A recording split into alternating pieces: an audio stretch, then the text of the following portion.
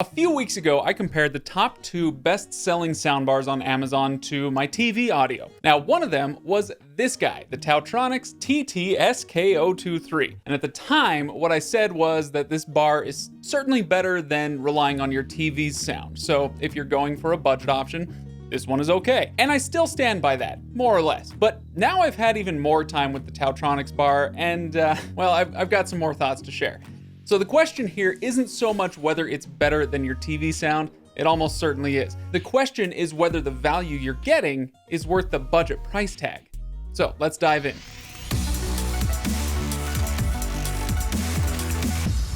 Hey everybody, thanks for watching. If you enjoyed this video, don't forget to give it a like, don't forget to subscribe, and hang with me because at the end I'll talk about a giveaway that I'm doing for this soundbar. Alright, so let's talk about the Taotronics bar. First of all, what comes in the box? Well, you get the soundbar, of course, you get a remote that comes with it, an optical cable is included, there's a little wall mount kit with the little screws that come with it, and of course, the manual. Now, there is no subwoofer with this one, and that is notable. We'll come back to the sound quality in just a moment, but just know the bass, yeah, it's gonna be lacking because it lacks that subwoofer. As for the setup process, pretty simple. You just plug it into the wall and then you connect it to your TV. You've got 2 options. You can connect it via optical cable or Bluetooth, depending on your TV type. Now again, that optical cable is included, and most TVs do still have an optical cable port, so that should be just fine. So you'll need to insert the batteries into the remote, and the batteries are not included, despite what all those 90s toy commercials told you. Batteries not included, so you've got to get your own to put in there.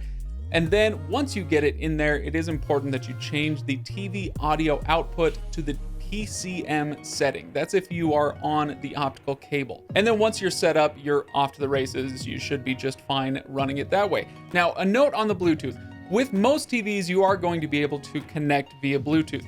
However, on my TCL Roku TV, and this goes for yours too if you have one, it only supports Bluetooth for Roku branded speakers. Now, those are great, but maybe you want a little bit more budget option. So if you do, then you're not going to be able to use Bluetooth. In this case, you've got to use that optical cable. It does not come with HDMI, which is too bad because with the HDMI ARC, that means you can use your TV remote to control the volume on your connected soundbar. That's not going to be the case when you connect it via optical cable. You're going to have to use the remote for the Taotronics bar. Now, the Bluetooth on that bar isn't necessarily just for your TV. You can also connect it to your phone or your tablet or whatever, and you can play music or whatever sound through the soundbar from your phone. So if you want to do that, or if you are trying to set it up on your TV, you simply pull out the remote for the Taotronics bar and you long hold the Bluetooth button, and that will set it to pairing mode. It should show up in your device list at that point.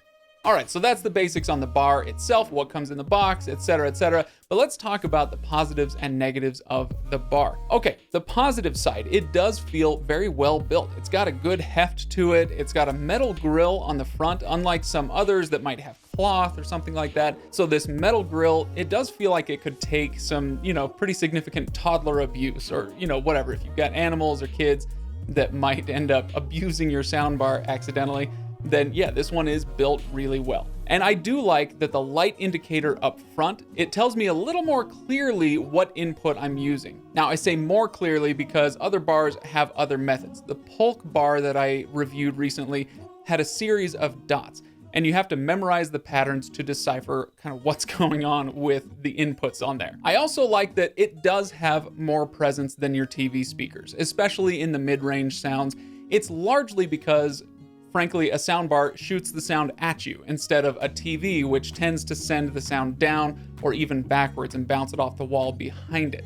So I am going to have some less than flattering things to say about the sound quality in a moment, but I do want to reiterate this is better than your TV sound. And lastly, yes, in the Pro column goes the Bluetooth. This is pretty much mandatory these days, but there are bars out there that don't do it, and so I'm glad this one does. It also includes a 3.5 millimeter auxiliary jack in the back, so you can connect things more manually that way. On the negative side, like I said earlier, there is no HDMI connection on the bar. And so that ARC, HDMI ARC on a lot of bars that's going to connect straight to your TV is great because it allows you to control the volume with your TV remote.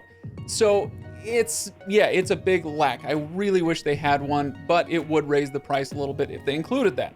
Now, as far as the sound quality that you're getting from the optical line, if you're connecting it that way, it's gonna be fine. You probably won't tell any difference between the optical and an HDMI connection.